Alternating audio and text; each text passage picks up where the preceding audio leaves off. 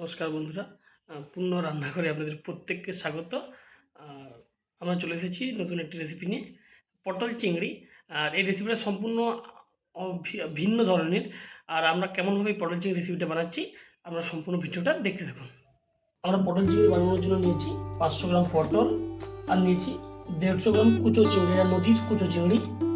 এর সঙ্গে নিয়েছি মাত্র 200 গ্রাম মতো আলু, 100 গ্রাম পেঁয়াজ, 20 গ্রাম রসুন,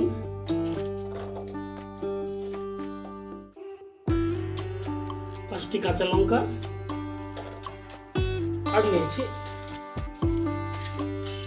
সামান্য কিছু শুকনো লঙ্কা। এখন আমরা পটল চিংড়ি করার আগে আলু আর পটলগুলোকে সুন্দরভাবে কেটে নেব। তার আগে আমরা পটল চিংড়ি বানানোর জন্য সুন্দর একটা পেস্ট বানাবো। পেস্ট বানানোর জন্য আমরা নিয়ে চলে এসেছি একটা মিক্সিং জার। এই মিক্সিং জারের মধ্যে প্রথমে আমরা রেখে দেবো 5টি শুকনো লঙ্কা, সঙ্গে আমরা যোগ করে দেবো 20 গ্রাম রসুন, করে দেবো 1.5 টেবিল চামচ চিনি বাদাম, 1/2 টেবিল চামচ মগজ দানা, যোগ করে দিচ্ছি 1 ইঞ্চ আদা, 1 চা চামচ গোটা জিরে, যোগ করে দেবো 1/2 টেবিল চামচ গোটা ধনে। এগুলোকে পরিমাণ মতো জল দিয়ে এইভাবে 20 মিনিট রেখে দেবো।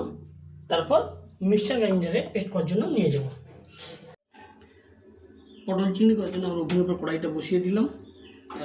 এদিকে আমরা ওভেনটাকে অন করে দিয়েছি। প্রথমে আমরা কুচো চিংড়ি মাছগুলোকে ভাজা করে নেব। কড়াই গরম হয়ে গেছে। এখন এই গরম কড়াইয়ের উপর যোগ করে দেবো 1 টেবিল চামচ সরষের তেল। হাতাতে ভালোভাবে নাড়িয়ে নেব।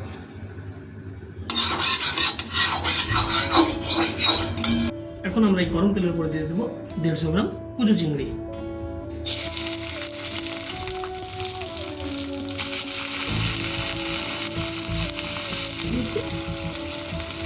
এই কড়াইয়ের উপর যোগ করে দেবো 1 চা চামচ পরিমাণ লবণ,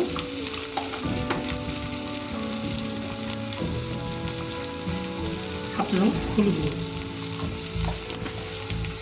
লবণ যোগ করেছি, ওগুলো নাড়িয়ে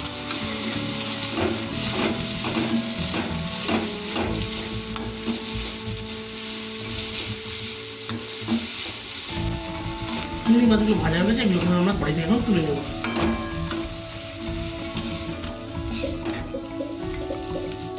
চিংড়ি আলু আর পটলগুলোকে ভাজার জন্য আমরা ওভেনে কড়াই বসিয়ে রেখেছি। এখন কড়াইয়ের পরে যোগ করে দেবো 50 গ্রাম পরিমাণ সরিষার তেল। পটল চিংড়ির আলুগুলো ভাজার জন্য আমরা প্রথমে গরম তেল যোগ করি 200 গ্রাম তেল আলু।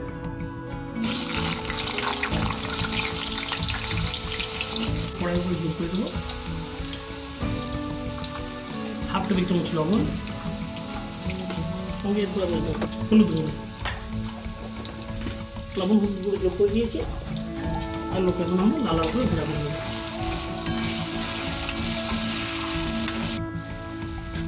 পটলগুলো লাল লাল করে ভাজা হয়ে গেছে। এখন আমরা পটলগুলো কড়াই থেকে তুলে অন্য একটা পাত্রে নিয়ে যাব।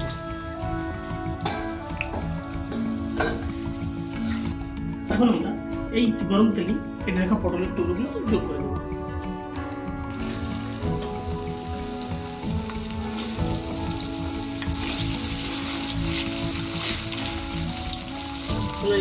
কড়াই যোগ করে দেবো 1/2 চা চামচ পরিমাণ লবণ,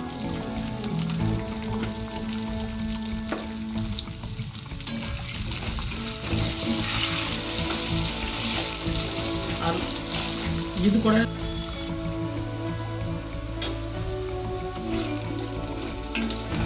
পটলগুলো প্রায় কড়াই থেকে তুলে নেব।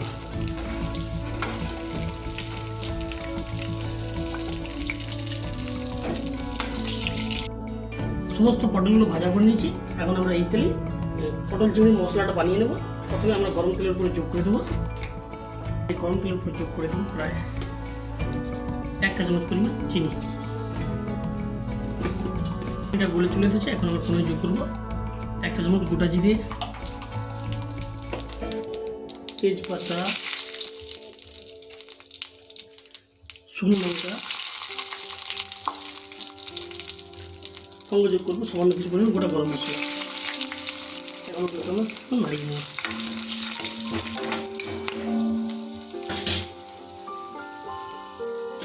আমরা কড়াইয়ের পর যোগ করে দেবো 100 গ্রাম পরিমাণ পেঁয়াজ। পেঁয়াজগুলি যোগ করেছি আমরা মিনিট ভালোভাবে ভাজা করে নেব।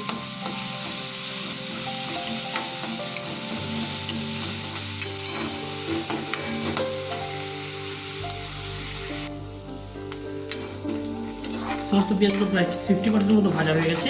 এটাকে আমরা আরও মিনিট ধরে ভাবে ভাজা করে নেব।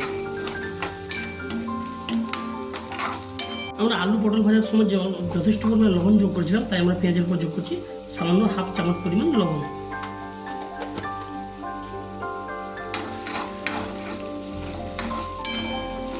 তিন মিনিট মতো ভাজা করে নিয়েছিলাম।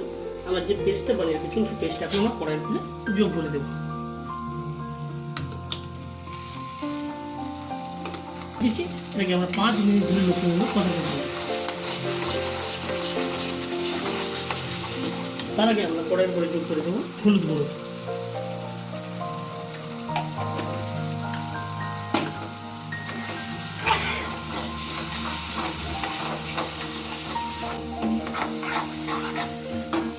যেহেতু আমরা পেস্ট ক্রস করে কিছু শুকনো লঙ্কা ব্যবহার করেছিলাম, তাই আমরা এখানে কোনো রকমভাবে রেড চিলি পাউডার অ্যাড করব।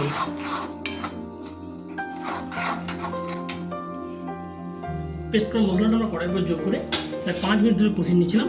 এখন আমরা কড়াইয়ের উপর যোগ করে দেবো মিক্সিং দাঁড়িয়ে যাওয়া কিছুটা মানে জল। জলটা যোগ করে দিয়েছি। এটাকে আমরা আরও মিনিট 5 ধরে লক্ষ্যভাবে কষাতে থাকবো।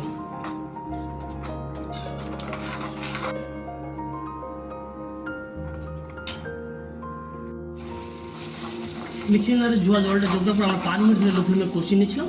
এখন আমরা কড়াইতে যোগ করবো আরও কিছুটা পরিমাণ জল।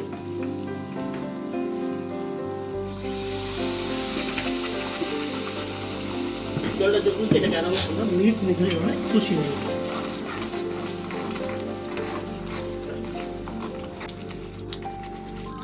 জলটা যোগ করার পর আমরা 3 মিনিট ধরে আরও মশলাগুলো কষিয়েছিলাম।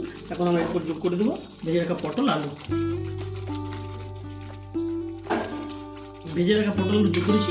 এটাকে আমরা আরও মিনিট 5 ধরে এভাবে লক্ষ্মী কষাতে দেবো। আর এরপর আমরা যোগ করে দেবো, এখন যোগ করব 4টে কাঁচা লঙ্কা। চাইলে আমরা চেরা কাঁচা লঙ্কাও যোগ করব। ভেজে রাখা পটল আর আলুগুলো মশলার গ্রেভির উপর যোগ করার পর আমরা 3 মিনিট ধরে কষিয়ে নিয়েছিলাম। এখন আমরা এর উপর যোগ করে দেবো 1/2 চা চামচ পরিমাণ লবণ। লবণ যোগ করে দিচ্ছি। এখন এটাকে আরও 2 মিনিট ধরে কষাতে থাকবো।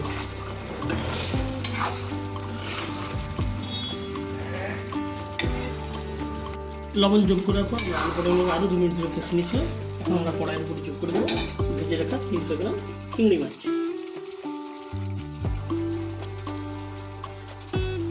দেখুন চিংড়ি মাছ আমরা কড়াইয়ের উপর যোগ করে দিয়েছি।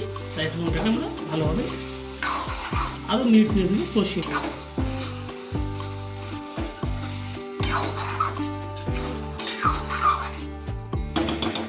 চিংড়ি মাছ যোগ করার পর আমরা 3 মিনিট ধরে ভালোভাবে কষিয়ে নিচ্ছি। এখন আমরা এরপর যোগ করবো সামান্য পরিমাণ জল।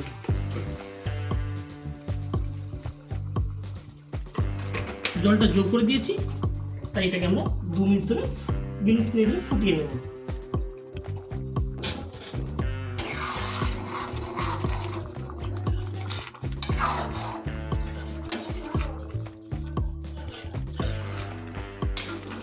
জল যোগ করার পর আমরা 3 মিনিট ধরে তরকারিটা ফুটিয়ে নিয়েছিলাম। আর আলু পটল চিংড়ি সম্পূর্ণ আমাদের হয়ে গেছে। আর আপনারা দেখতে পেলেন কেমনভাবে আমরা পটল চিংড়ি বানিয়েছি। এখন আমরা ওভেনের নবটা বন্ধ করে এই পটল চিংড়িটাকে অন্য একটা পাত্রে নিয়ে যাব। পটল চিংড়িটা হয়ে যাওয়ার পর সেটা আমরা কড়াই থেকে তুলে অন্য একটা পাত্রে নিয়ে চলে এসেছি। আর আপনারা দেখতে পেলেন কেমনভাবে আমরা একেবারে ঘরোয়াভাবে পটল চিংড়ি বানিয়েছি। আর এই পটল ঘরোয়াভাবে বানিয়েছিলাম বলে কোনো রকমের গুঁড়ো গরম মশলা ব্যবহার করিনি। আর এই রেসিপিটা যদি আপনাদের ভালো লাগে থাকে অবশ্যই বাড়িতে বানাতে পারেন। বানিয়ে গরম গরম ভাতের সঙ্গে পরিবেশন করুন। আর রেসিপিটি আপনাদের কেমন লাগলো অবশ্যই কমেন্ট করে জানাবেন। আবার দেখা হবে পরের কোনো একটা রেসিপি নিয়ে। ততক্ষণে আপনারা আমাদের খেয়াল রাখুন, সুস্থ থাকুন, ভালো থাকুন। ধন্যবাদ বন্ধুরা।